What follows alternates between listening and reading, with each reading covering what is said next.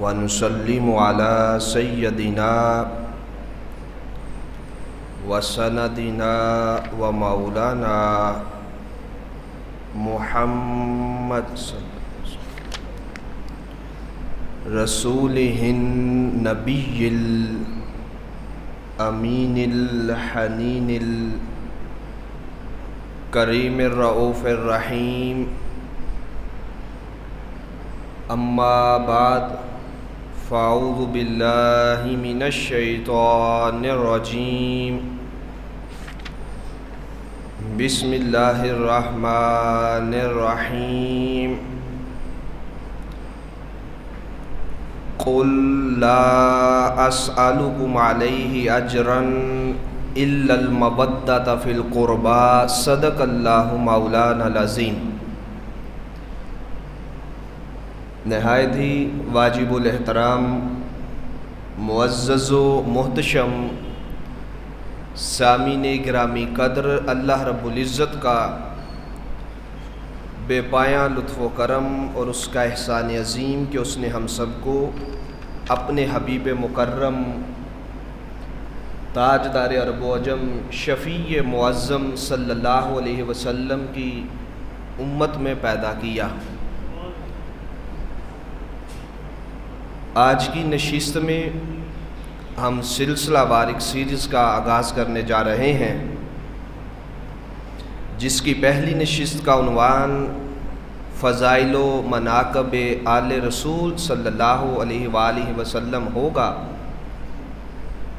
جس میں ہم قرآن و احادیث کی روشنی کے اندر آقا کریم صلی اللہ علیہ وسلم کی کریم آل کے جملہ فضائل اور مناقب، جس کو قرآن نے اور خود آقا صلی اللہ علیہ وسلم نے جا بجا سینکڑوں احادیث میں بیان کیا. میں نے قرآن کریم کی سورۃ الشعراء کی آیت کریمہ نمبر 23 تلاوت کرنے کا شرف حاصل کیا. اس کو آیت مودت بھی کہتے ہیں، آیت قربہ بھی کہتے ہیں، جس میں حضور کے قرابت داروں کی مودت کا حکم دیا گیا. اکثر و بیشتر یہ آیت کریمہ پڑھی جاتی ہے. اسی آیت کریمہ سے ہم آج کی نشست کا بلا تمہید آغاز کرتے ہیں. خالق کائنات نے قرآن حکیم میں فرمایا قل لا اسألکم علیہ اجرا الا المودۃ فی القربى. اے حبیب والا صفات، آپ اپنے غلاموں سے کہہ دیجئے کہ میں تم سے کوئی سوال نہیں کرتا، کسی قسم کی کوئی ڈیمانڈ نہیں کرتا. ہاں الا مگر ایک ڈیمانڈ اور ایک سوال میرا بھی ہے، وہ یہ ہے کہ المودۃ فی القربى، کہ میری قرابت کا حق ادا کرنا. اب اسی آیت کریمہ کے اندر حضور کی آل کی محبت اور مودت کا حکم دیا گیا، اور جملہ انبیاء علیہ السلام کی ہسٹری اور تاریخ اٹھا کے دیکھیں، کسی نبی نے قوم سے کوئی سوال نہیں کیا.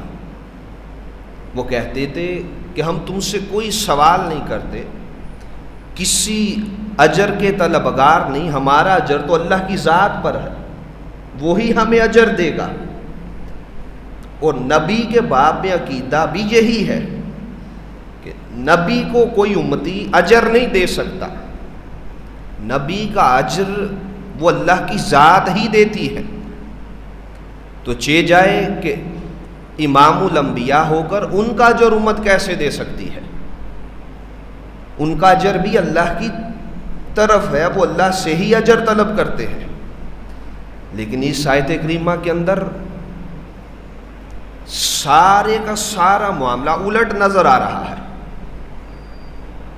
آج اسی کو سمجھ کر پھر ہم احادیث کی طرف چلیں گے. قرآن کریم میں حضرت نوح علیہ السلام، حضرت ابراہیم علیہ السلام، موسیٰ علیہ السلام نے کہا کہ ہم تم سے کسی اجر کے طلبگار نہیں، ہمارا اجر تو اللہ کی ذات پر ہے. لیکن یہاں پر دیکھیں آیت کریمہ کا ترجمہ ذرا سماعت فرمائیں. اے حبیب آپ ارشاد فرما دیجئے میں تم سے کسی اجر کا مطالبہ نہیں کرتا. ہاں الا المودۃ فی القربا، اگر مجھے کچھ دینا چاہتے ہو اور دے سکتے ہو تو فقط اتنا کرنا کہ جو میری آل ہے ان سے ٹوٹ ٹوٹ کے مصطفیٰ کے طفیل محبت کیا کرنا. آقا قرآن کی نصوص بیشتر، انبیاء کی ہسٹری تاریخ تو یہ بتاتی ہے کہ وہ سوال ہی نہیں کرتے، کسی اجر کے طالب نہیں ہوتے. تو مفسرین نے اس کا جواب یہ دیا کہ اجر دو قسم کے ہوتے ہیں، بڑی خاص توجہ رکھیں. ایک حقیقی اجر ہوتا ہے، ایک مجازی اجر ہوتا ہے. اب یہاں پر مجازی اجرت کی بات کی جا رہی ہے، اور سادہ سی بات یہ ہے حقیقی اجرت وہ ہوتی ہے کہ جس کا مجھے فائدہ ہو، میں اس سے نفع حاصل کر سکوں، اس سے کسی کام میں لگا سکوں. اور مجازی اجرت کی تعریف یہ ہے جس کا مجھے فائدہ نہ ہو، میں یہاں پر آپ کو حکم دوں اور آپ سب کو شے کا فائدہ ہو. اب یہ سوال سمجھ میں آیا؟ ایک ہے حقیقی اجرت. اگر تو آقا حقیقی اجرت کی ڈیمانڈ کرتے تو پھر نفع آقا کی ذات کو ہوتا، لیکن نبی یہ سوال امتی سے نہیں کر سکتا. اس کی شان نبوت کے خلاف ہے، اس کے مقام نبوت کے خلاف ہے، مقام رسالت کے خلاف ہے. لیکن قربان جائیں آقا نے جو مطالبہ کیا ہے وہ مجازی اجرت کا مطالبہ کیا ہے. اب وہ اجرت کیا ہے؟ اجرت کیا مانگی؟ مجاز میں. اور اس کا فائدہ کس کو ہوگا؟ ہمیں ہوگا.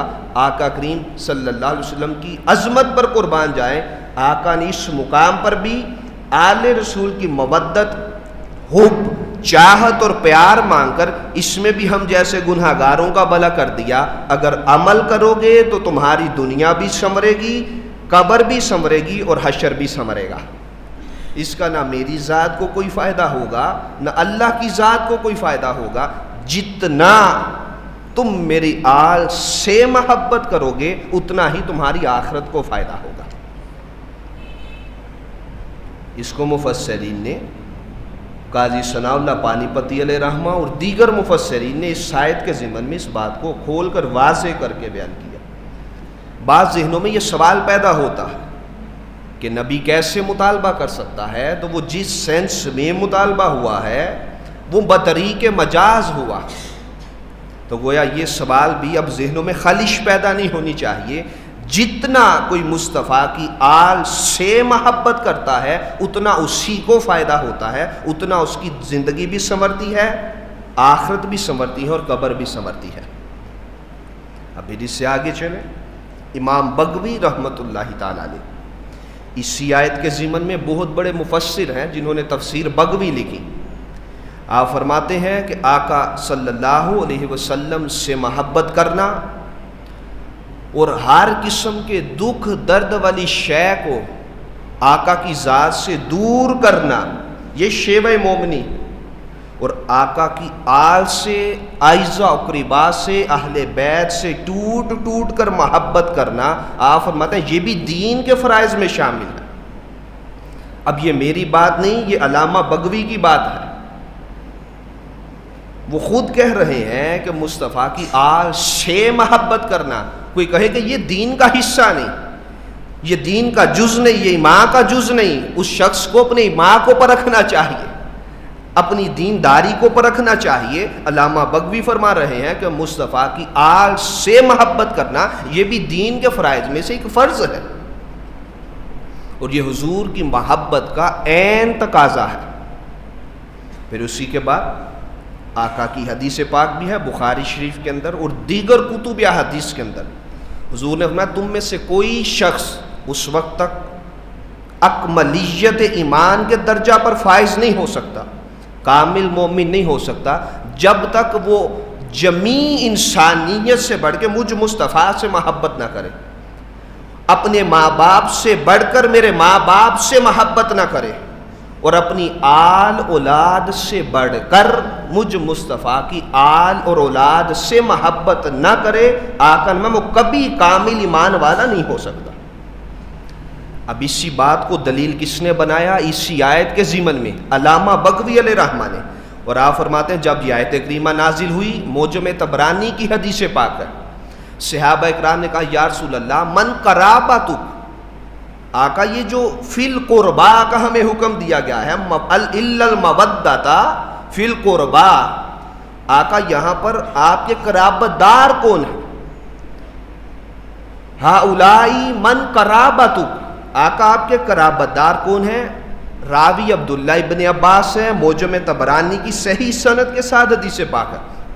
آقا کریم صلی اللہ علیہ وسلم نے فرمایا قال رسول اللہ صلی اللہ علیہ وسلم، فرمایا علی، ایک میری قرابت سے مراد اس آیت کریمہ میں اختصاصاً خاص کر کے امپورٹنس دے کے وہ علی شیر خدا ہے۔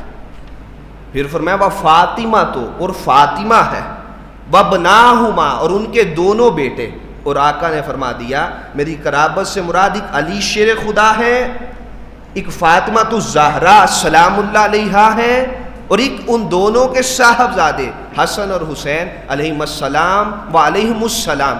آقا نے فرمایا اس آیت میں ان سے مراد الا المودۃ فی القربا سے مراد وہ یہ چار ہستیاں ہیں جن کی مودت کا حکم دیا گیا۔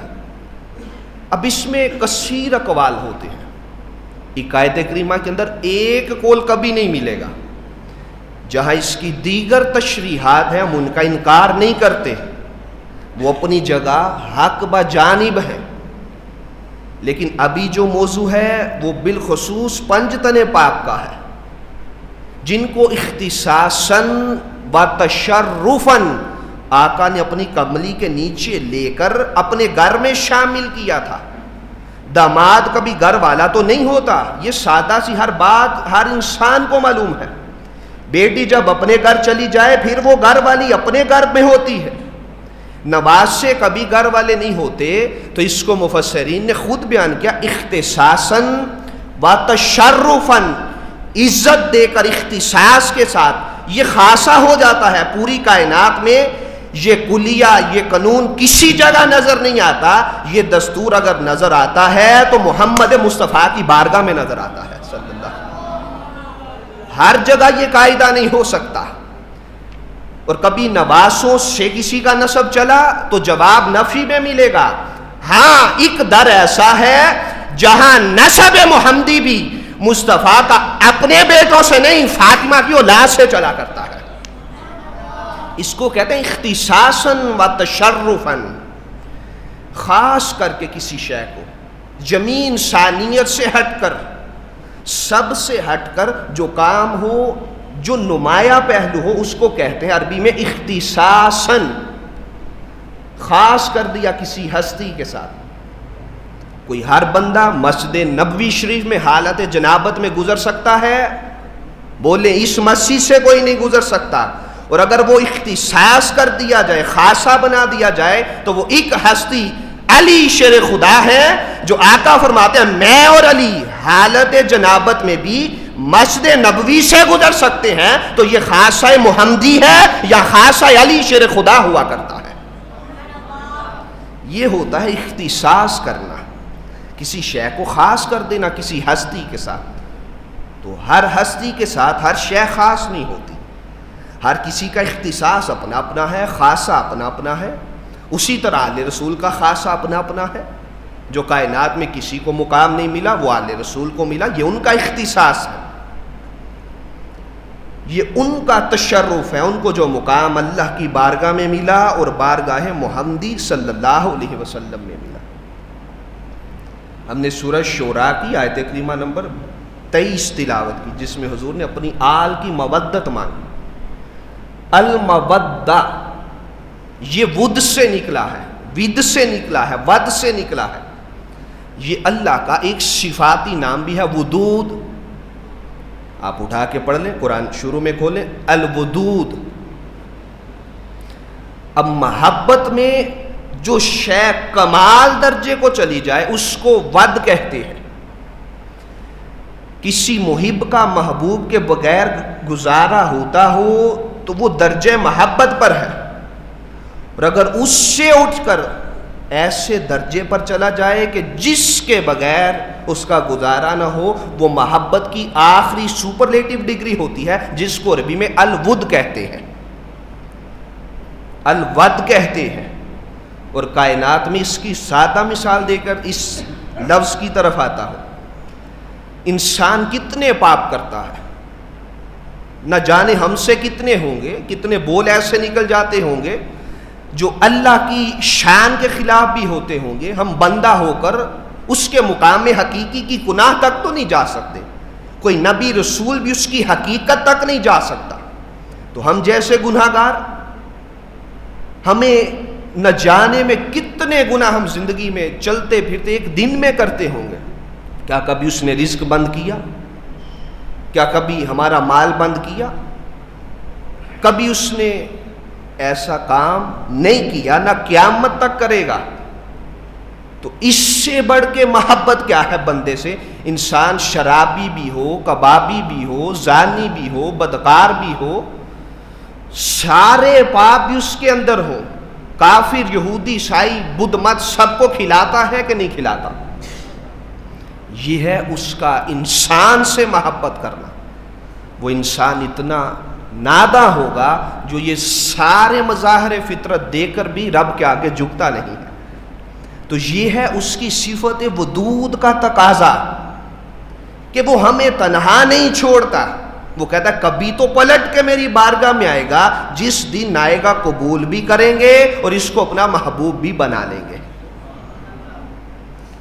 بات کیا سمجھا رہا ہوں؟ الودود کی، وہ بے انتہا محبت کرتا ہے ہم سے۔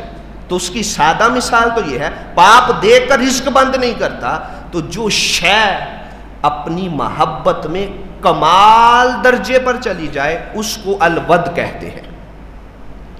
اب آقا نے محبت نہیں مانگی، المحبت کا لفظ بھی آ سکتا تھا، الا یحبون کا لفظ بھی آ سکتا تھا کہ میری آل سے محبت کرو، الا المحبہ بھی آ سکتا تھا کہ میری آل سے محبت کرو، ان کو دوست بناؤ، لفظ خلیل بھی آ سکتا تھا، لیکن قربان جائیں آقا نے فرمایا نہیں، نہ محبت مانگتا ہوں، نہ خلت دوستی مانگتا ہوں، دوستیوں میں بھی کبھی کبھی کمی بیشی آ سکتی ہے، یہ سارے درجے نیچے ہیں۔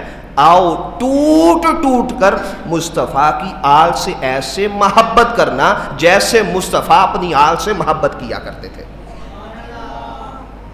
اب اس کی مثال دوں، اس سے بڑی مثال نہیں ہو سکتی حدیث کی دنیا میں۔ یوں تو آل رسول کے اتنے فضائل ہیں کہ ہم 20 جمعۃ المبارک بھی پڑھائیں تو ان کے فضائل ختم نہیں ہو سکتے، کمالات ختم نہیں ہو سکتے۔ مسجد نبوی شریف کا صحن ہے، الا المودۃ فی القربى، مصطفیٰ نے عملی پریکٹس کر کے اور عملاً نمونہ بن کر امت کے اندر یہ مثال قائم کر کے بتلایا ہے کہ ان کا مقام کیا ہے۔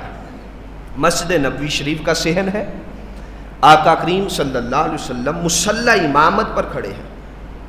حدیث پاک کے الفاظ ہے نسائی شریف کے اندر، امام حسن اور امام حسین علیہ السلام چلتے چلتے ننھے شہزادے آقا کریم صلی اللہ علیہ وسلم کی پشت انور پر آ گئے، اور آقا کریم صلی اللہ علیہ وسلم حالت نماز میں ہے، منع نہیں فرمایا، شہزادوں کو فرض نماز کے اندر اپنی پشت پر سوار کر لیا۔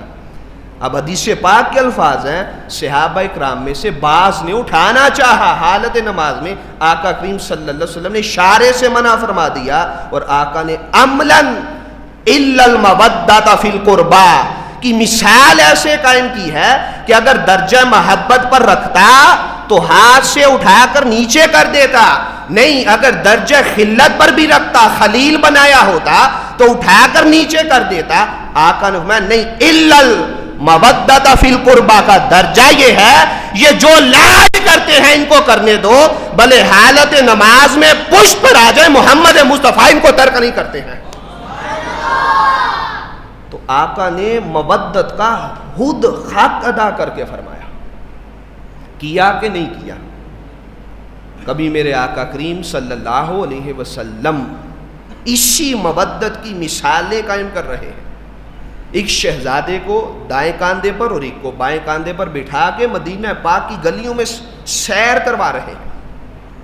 اور وہ نبی جن کے اپنی سواری چلنی ہو مسجد حرام سے معراج کی شب، تو جنت میں سے سب سے اعلی براق تشریف لاتا ہے. جن کی اپنی سواری جنت سے آتی ہو ان کی شان کا کیا کہنا.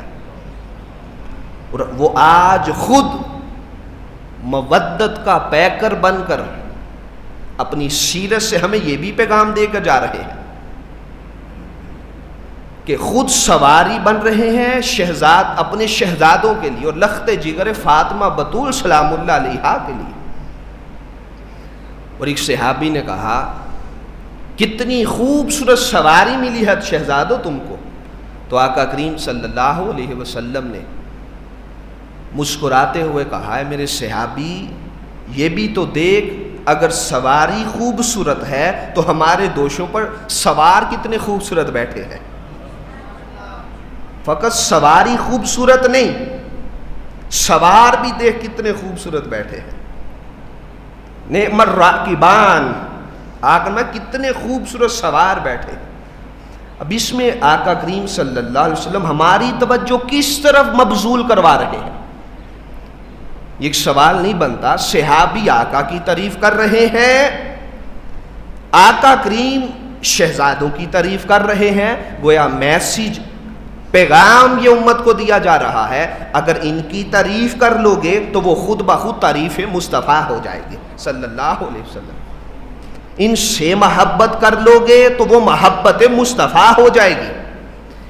ان سے مودت کر لو گے وہ مودت مصطفیٰ ہو جائے گی.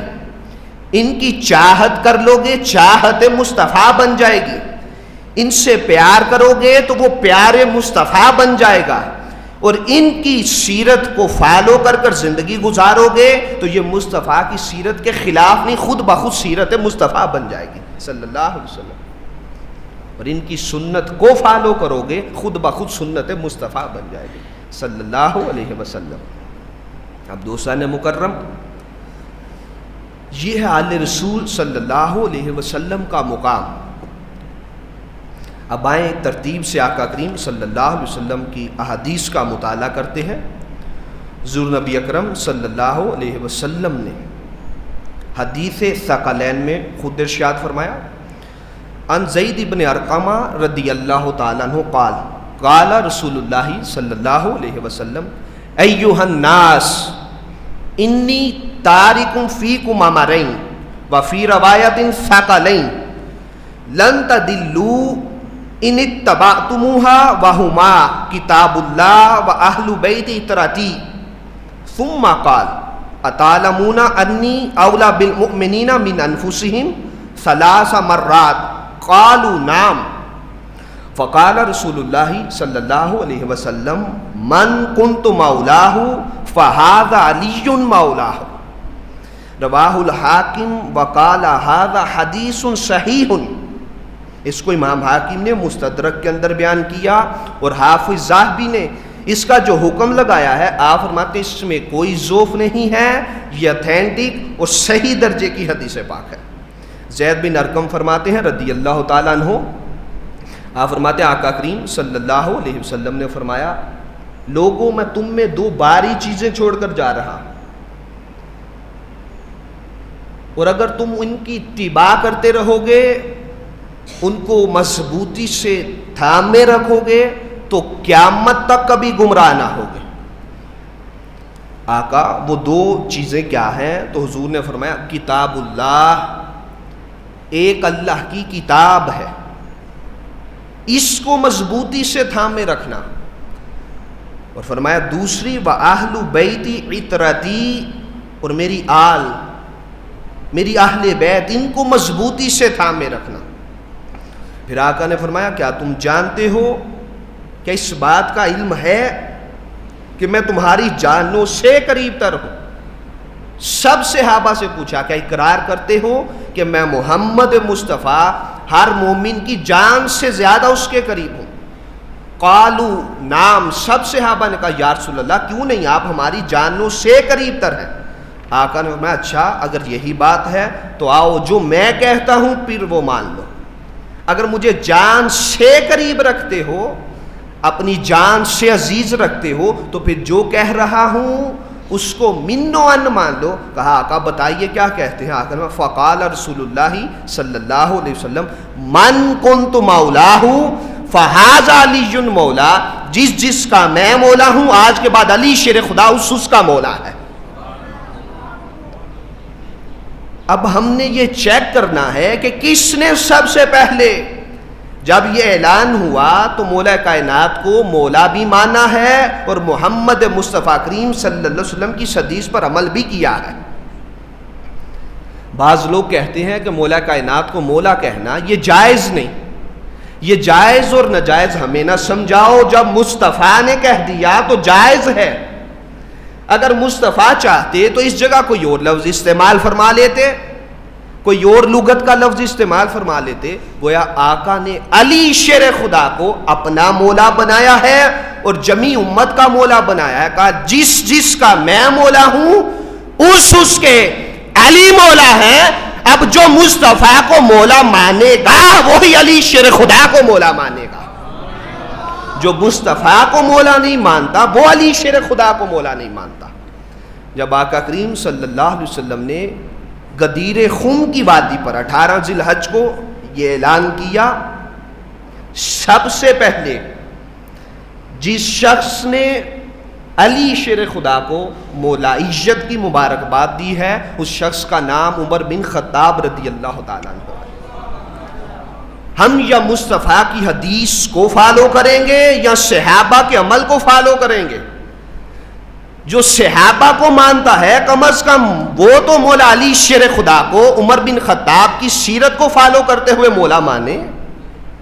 جب آپ کو پتا چلا کہ آقا نے مولا بنا دیا اسی لمحے علی شیر خدا کو مبارکباد دینے چلے گئے۔ اور ایک حدیث پاک کے الفاظ ہیں تنہا عمر فاروق نہیں تھے، ساتھ صدیق اکبر رضی اللہ تعالیٰ عنہما بھی تھے۔ جا کر کہا علی بخ بخ۔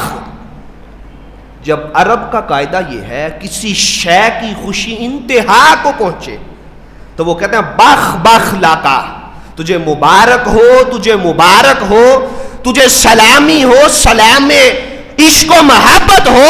مصطفیٰ نے 1.25 لاکھ صحابہ سے کسی کو مولا نہیں چنا، اگر چنا ہے تو علی شیر خدا کو چنا ہے۔ فرمایا علی میں عمر اور صدیق اکبر سب سے پہلے تجھے مصطفیٰ کا مولا بننے پر اور اپنا مولا بننے پر مبارکباد دینے آئے ہیں۔ اب کوئی جھگڑا باقی رہ جاتا ہے پیچھے، ماں سے بتائیں، کسی کو مقام ملے، عزت ملے، کون جا کے اس کو پروٹوکول دے کر آتا ہے؟ اسی وزیر آباد کی مثال لے لیں، کسی کو کوئی اچھا عہدہ مل جائے، کسی پوسٹ پہ اپ گریڈ ہو جائے تو سارے لوگ جو اس کے محب ہوتے ہیں یا حسدی جا کر اس کو دعوت دیتے، اس کو عزت دے کر آتے ہیں، آنرشپ دیتے ہیں۔ کون دیتا ہے؟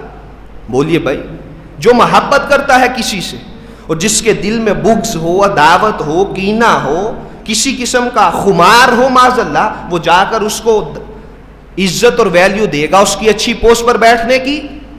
کبھی نہیں دے گا، قطعاً نہیں دے گا۔ گویا صحابہ اکرام نے سب سے پہلے صدیق اکبر اور عمر فاروق شیخین نے جا کر مبارکباد دے کر وہ جتنی دیواریں کھڑی کی جا رہی ہیں مسلمانوں کے اندر اور فرقہ واریت کو ہوا دینے کی کوشش کی جاتی ہے، صحابہ اکرام نے اس دور میں اس کی ساری جڑیں کاٹ کے رکھ دی تھی۔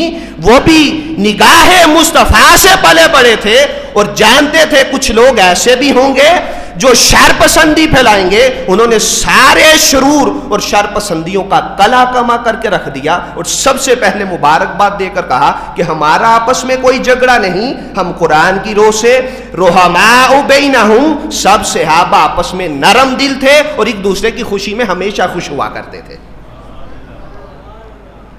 پھر اس کے بعد آقا کریم صلی اللہ علیہ وسلم نے حدیث پاک میں فرمایا، عبداللہ ابن عباس سے یہ حدیث پاک مروی ہے، عن ابن عباس رضی اللہ تعالیٰ عنہما قال قال رسول اللہ صلی اللہ علیہ وسلم عبداللہ ابن عباس سے یہ حدیث پاک مروی ہے، تاجدار کائنات خود روایت فرماتے ہیں، آقا نے فرمایا احب اللہ لما یغذوکم من نعمہ، اللہ سے محبت کرو اس وجہ سے کہ اس نے تمہیں طرح طرح کی نعمتوں سے مالا مال کیا ہے.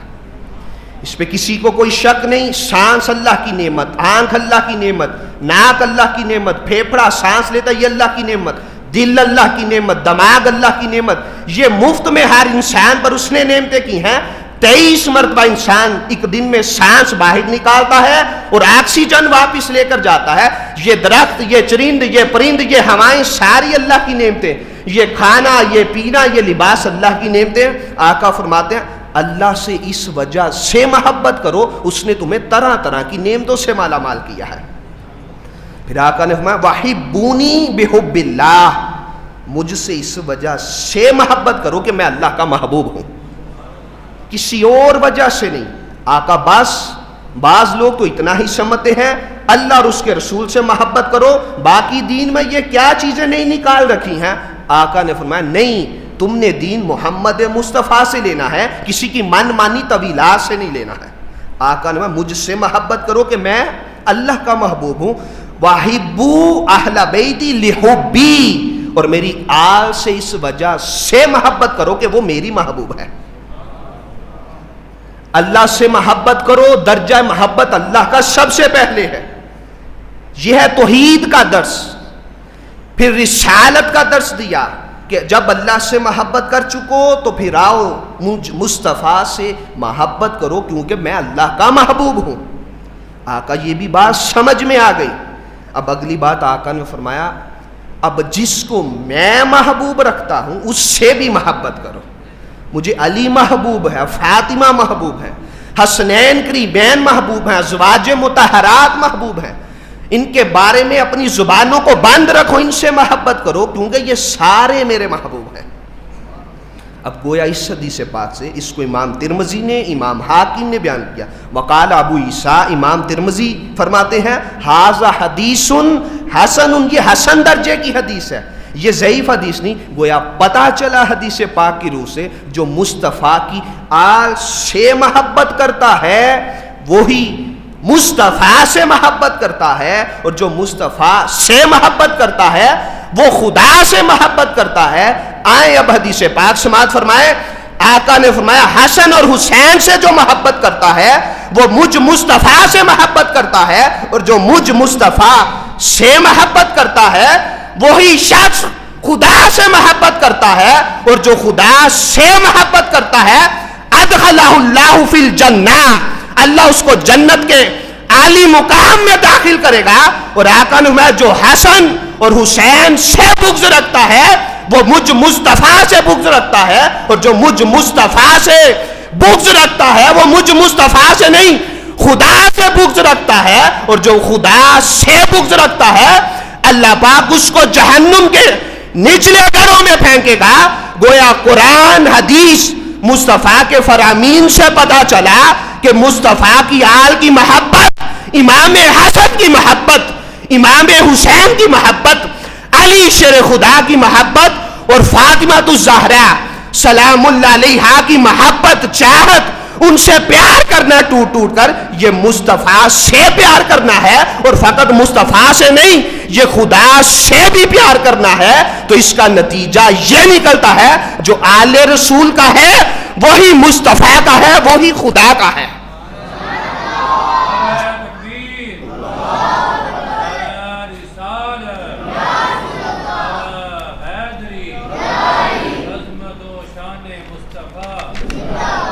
جو مصطفیٰ کی آل کا نہیں وہ مصطفیٰ کا نہیں، اور جو مصطفیٰ کا نہیں وہ خدا کا نہیں، اور جو خدا کا نہیں وہ کسی کا بھی نہیں ہے.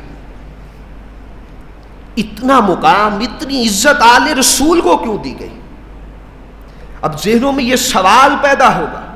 اس پر 20 احادیث ہیں آقا نے جو ان سے محبت کرتا ہے. پھر ایک حدیث پاک الفاظ ہے جو علی سے، فاطمہ سے اور جو حسنین کریمین علیہ السلام ان سے محبت کرتا ہے، آقا نے فرمایا وہ مجھ سے محبت کرتا ہے، وہ خدا سے محبت کرتا ہے۔ اور اس حدیث کے راوی علی شیر خدا ہے، آقا نے فرمایا علی تجھے مبارک ہو، تیری آل سے محبت کرنے والے قیامت کے دن پلسرا سے تیرے پیچھے پیچھے گزر کر اللہ کی جنت میں داخل ہو جائیں گے۔ یہ کہنا کہ یہ دین کا حصہ نہیں، یہ تو ایمان کا حصہ ہے، آقا نے جزو ایمان بنا دیا، کل ایمان بنا دیا۔ صحابہ اکرام سے حدیث پاک نہیں سماعت فرمائی مسلم شریف کی، آپ فرماتے ہمارے دور میں جب بھی منافق میں اور مومن میں فرق کرنا ہوتا ہم ذکر علی شیر خدا چھیڑ دیتے ہیں، اور اسی لمحے جس کے چہرے فضائل علی سن کر مرجا جاتے ہم بانپ لیتے یہ پکا منافق ہے۔ انہوں نے کرائیٹیریا نماز نہیں بنایا، نماز تو منافق بھی پڑھتے تھے، صدقہ خیرات حج نہیں بنایا، وہ تو سارے عمل کرتے تھے۔ انہوں نے کہا آقا نے فرمایا تھا مومن اور منافق کی پہچان وہ بغض علی ہوگا یا محبت علی شیر خدا ہوگا۔ جو مصطفیٰ کے علی سے محبت کرتا ہے وہ پکا مومن ہو جاتا ہے، جو بغض رکھتا ہے وہ منافق ہوتا ہے۔ ایک دفعہ جہنم اور جنت کے اندر بحث ہوئی، حدیث پاک کے الفاظ ہیں، ذمہ داری کے ساتھ آخری ایک دو حدیث پاک سماعت کر لیں، پھر انشاءاللہ تسلسل سے یہیں سے موضوع آگے چلے گا۔ جہنم نے اترا کر کہا کہ میرے پاس تو بڑے بڑے بادشاہ آئیں گے اپنے وقت کے، نمرود، شداد، فرعون، اب جہنم اسی پہ فخر کر سکتی ہے، یہ اس کے نصیب میں لکھا ہے۔ جنت خاموش ہو گئی، میں کیا جواب دوں؟ اللہ پاک نے جنت کی طرف وحی فرمائی، گھبرا نہیں، میں نے حسن اور حسین جنتی نوجوانوں کے سردار تجھے دیے ہیں، بس اس بات پہ ہی فخر کر لے، تجھے جنت ہونے پر فخر محسوس ہوگا۔ ہاں گھبرا نہیں، میں نے تجھے حسن اور حسین نہیں دیے اور ان کے پلروں سے تجھے مزین نہیں فرمایا۔ اور ایک حدیث پاک کے الفاظ ہیں، جنت نے کہا باری تعالیٰ میرے لیے فخر کی کیا شے ہے؟ یہ دوسری حدیث پاک، کہا میں نے تجھے جب سارا کمپلیٹ کروں گا پھر بعد میں چل کے خود بخود تجھے معلوم ہو جائے گا کہ تیرے لیے سب سے فخر کی بات کیا ہے۔ جب جنت ساری کمپلیٹ ہو گئی، اللہ نے اپنی شان کے لائق بنایا، اللہ نے ایک پلر حسن کے نام کا لگا دیا اس میں اور ایک امام حسین کے نام کا لگا دیا، کہا جنت تیرے فخر کے لیے اس سے بڑی شے اللہ کی بارگاہ میں کوئی نہیں ہے، ایک پلر حسن کے نام کا ہے، ایک حسین کے نام کا ہے۔ اب آقا کی اس حدیث پاک کی طرف پڑھ لیا، الحسن والحسین سیدہ شباب اہل الجنہ، کہ حسن اور حسین جنتی نوجوانوں کے سردار ہوں گے۔ جس نے جنت کمانی ہے وہ کبھی مصطفیٰ کی آل سے دغا نہیں کر سکتا۔ بولیے کون کون چاہتا ہے جنتی بنے؟ بولیے بھائی سارے، تو آئیں امام حسن اور امام حسین کے لشکر میں کھڑے ہوں اور یزید کے لشکر سے دور ہو جائیں۔ یہاں پہ گفتگو لا کر کلوز کر رہا ہوں اور اگلے جمعہ پر انشاءاللہ فلسفہ کربلا بیان کروں گا اور کون کون یزید کی صف میں کھڑا ہو کر یزیدی بن جاتا ہے اور کون امام حسین کی صف میں کھڑا ہو کر حسینی بن جاتا ہے۔ آج پھر سے حسینی کردار زندہ کرنے کی ضرورت ہے۔ یہ لمحہ فکریہ ہے، ہر دور کے یزید سے ٹکر لینا یہ حسینی فکر ہے۔ حرام حلال کا فرق جس معاشرے میں نہ رہے پھر کسی حسینی قافلے کی ضرورت ہوتی ہے۔ اور اس سے بڑھ کے کیا ہوگا؟ لوگوں نے کہا کہ آپ نانا کے ممبر پر بیٹھے، اس سے بڑی صدارت کیا ہے؟ آپ نے کہا جب امت کے اندر دین پارا پارا ہو رہا ہو، سنت مصطفیٰ کی دجیاں بکھیری جا رہی ہوں، ماں بہن کے درمیان فرق نہ ہو، شراب کو حلال کیا جائے، پھوپھی کو حلال کیا جائے، خالہ کے رشتے کو حلال کیا جائے، حسین ابن علی وہ کبھی بھی نانا کے ممبر پر بیٹھ کر واز نہیں کر سکتا، وہ میدان کربلا میں کٹ سکتا ہے، نوک نیزہ پر قرآن کی تلاوت تمہیں کر کے دکھا سکتا ہے، نانا کے دین کا کبھی سمجھوتا نہیں کر سکتا ہے۔ اور جب امام حسین امام علی مقام کربلا کے میدان میں نکلے، کوئی ایک دن ایسا نہیں جب خیمے لگائے ہوں تو امام حسین نے ایک دن تلاوت قرآن ترک نہیں کی۔ یہ ہے لمحہ فکریہ۔ لاکھوں فضائل مجھ جیسے لاکھ کروڑوں خطیب بھی بیان کریں، آل رسول کے فضائل ختم نہیں ہو سکتے۔ جن کے فضائل رب بیان کرے، مصطفیٰ کرے، ہم کون ہیں؟ اصل شے ہے کہ حسینی فکر اجاگر کرے، اپنے من میں امام حسین کی سیرت کو اپنائے، اپنے ظاہر میں باطن میں تقوی حسینی شامل کرے۔ بولیے یہ حق ہے کہ نہیں؟ بتائیں بھائی سارے۔ ایک دن بھی تلاوت قرآن ترک نہیں ہوئی، صبح شروع کر دیتے خیمے میں، جتنے مخالفین تھے سب کہتے تھے یہ تو لہجہ مصطفیٰ لگتا ہے صلی اللہ علیہ وسلم۔ آئیں پھر کردار حسینی کو زندہ کریں، امام حسین کی سیرت اور کردار جو کربلا کے میدان میں آپ نے نقش چھوڑے ہیں۔ اقبال جیسا بھی کہہ پڑا، رمز قرآن از حسین مختم زیادی سے شولہان دوختم۔ اقبال ایسی اقبال نہیں بنا جب میں نے دیکھا امام حسین نے سر سجدے میں رکھ کر اللہ کے سپرد جان کر دی ہے، اسی لمحے مجھے قرآن سارے کا سارا سمجھ میں آ گیا۔ یہ قرآن کیا میسیج اور پیغام دیتا ہے، وہ امام حسین نے اس کا عمل کر کے بتایا۔ انشاءاللہ اس پہ تفصیل سے گفتگو کروں گا۔ آئیں، جب وہ سارے مخالفین امام حسین کی شب و روز تلاوت کلام الہی سنتے رہے اور سب نے کیا کہا، یہ لہجہ مصطفیٰ لگتا ہے، سارے باری باری آتے اور اجازت مانگتے کہ خیمے سے ذرا پردہ تو ہٹاؤ، یہ کون جواں ہے جس کی اتنا درد و گداز ہے قرآن پڑھنے میں کہ ہم مخالفین کی صفوں سے ہو کر اس کا قرآن سماعت کرنے آ رہے ہیں۔ یہ تھی مصطفیٰ نے جو لوریاں دیں، کان میں اذان دی، اس کا درد و گداز شامل تھا۔